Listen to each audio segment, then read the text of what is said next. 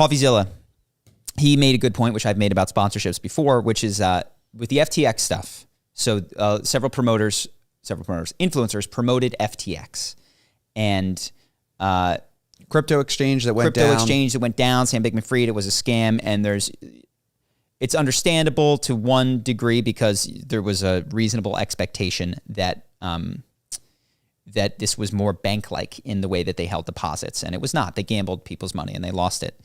But his point, which I think is very fair, this is true of almost every level of leadership, is that people are unwilling to take responsibility when it comes time to pay the bill. So meet Kevin went on to Coffeezilla's, just called in via his phone. He said, well, we got to have some personal responsibility here. Yes, I recommend this, but it's your job to do the due diligence. It's your job to do this.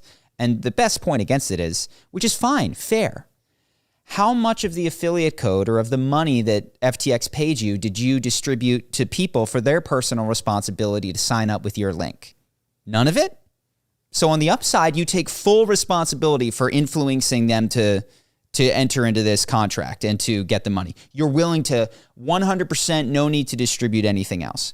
But when things don't go well, all of a sudden, all of the responsibility is on them. How much money are you going to give back? None. And I think that is an accurate exposition of what is a when it serves me view of personal responsibility, which is I will take all the credit for your decisions when it pays me. And I think this is easy to do as a boss, which is when you're doing well, I'm going to take all the money. I'm not going to redistribute it. There's no bonuses. There's no equity sharing. There's no whatever. And, flip side is you when things go bad, I'm going to make sure that I get paid first, whatever. Now, I guess it doesn't work with bosses because the risk, this is why I'm pausing, the risk on you is like if the business goes to zero, people do get their salaries before, at least this was what would happen at Charisma on Command before I got paid. Also, they're finance gurus. Their entire livelihood is about telling you things that will work, and you get a reputation that what you say has truth and value to it, and they sell courses and advice, and then at the very end they tell you, you got to do your due diligence, but it's different. The reason... because FTX or the lawyers that are suing these influencers also sued Tom Brady and lost.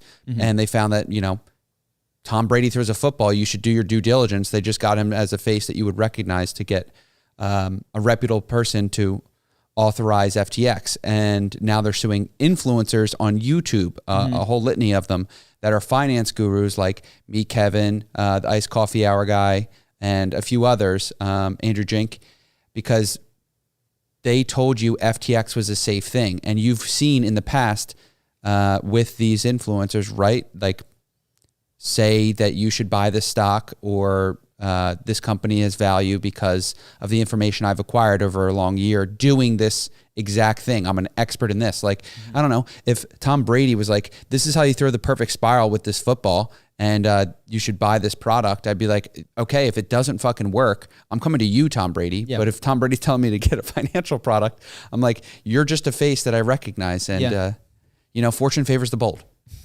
That's Matt Damon. But yeah.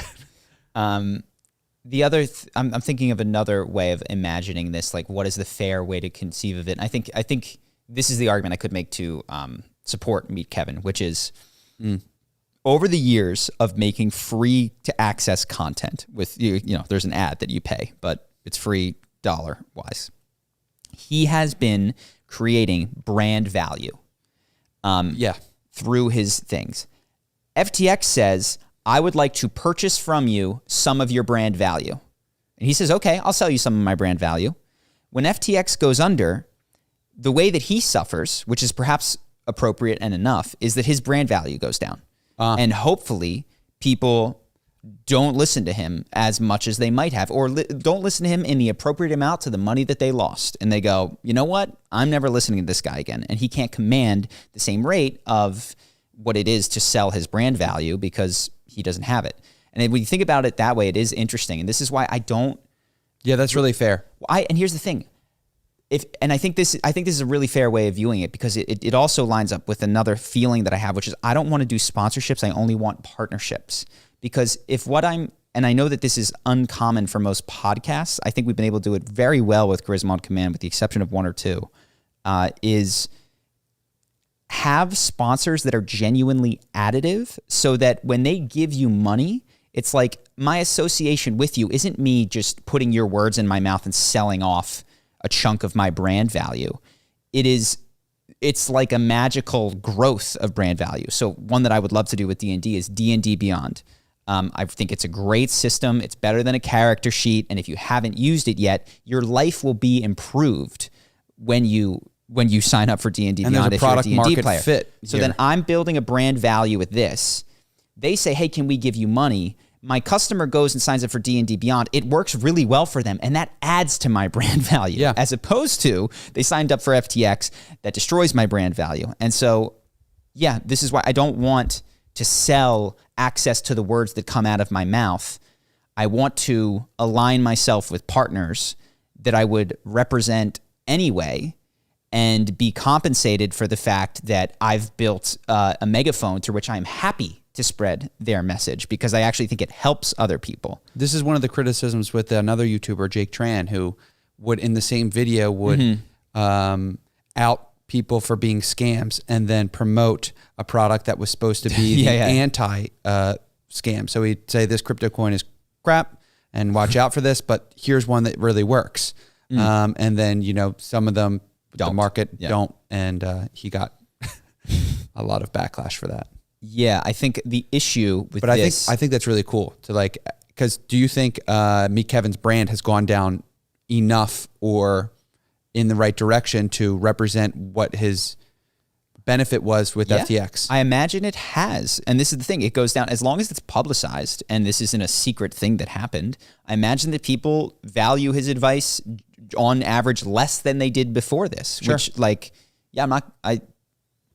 and again, I want this particular FTX one, I do have a greater degree of compassion for because it was fraud, and while I do think it's important for influencers to check out the products, there is, of course, when someone is lying to you, not everyone is Coffeezilla investigative journalism and there's a need to pay the bills. But, for me, I've been lucky enough and prefer to, I say lucky, but also by design, built a product that I have much more control over so that if there was a fraud, it would have to be on the membership plugin that stole people's emails or something. I've limited the window by which my customers can be taken advantage of because I've made the product and there's only a handful of third-party services that I use that could potentially exploit them. Right. So that is, make your own product. It's better. You have better control over the value of it.